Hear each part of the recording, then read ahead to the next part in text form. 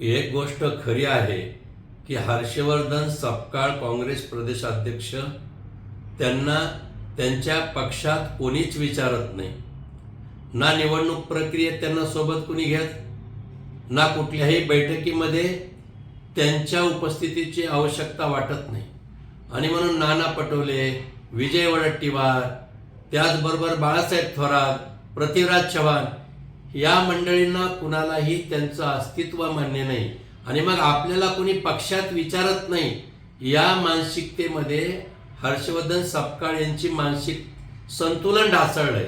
आणि म्हणून फक्त राहुल गांधींना दाखवण्यासाठी महाराष्ट्र राज्याचे मुख्यमंत्री आमचे नेते देवाभाऊ यांच्यावर ते टीका करतात.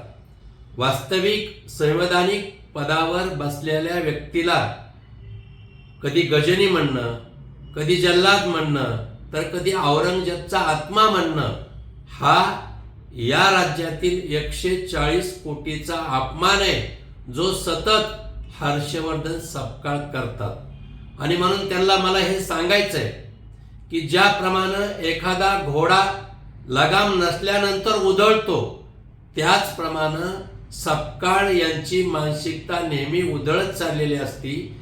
या राज्यामध्ये त्यांचं नेतृत्व राष्ट्रीय नेतृत्वापुरतं एवढंच मर्यादित आहे.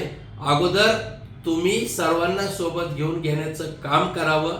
मी कोण आहे, मी काय बोलतो आणि मी कुठून आलो याचं कुठलंही ताळमेळ त्यांच्या बोलण्यात नसतो. आणि म्हणून सपकाळांनी यापुढे राज्याच्या मुख्यमंत्र्यावर विरोधात बोलताना जरा तोंड सांभाळावं, हे नक्कीच.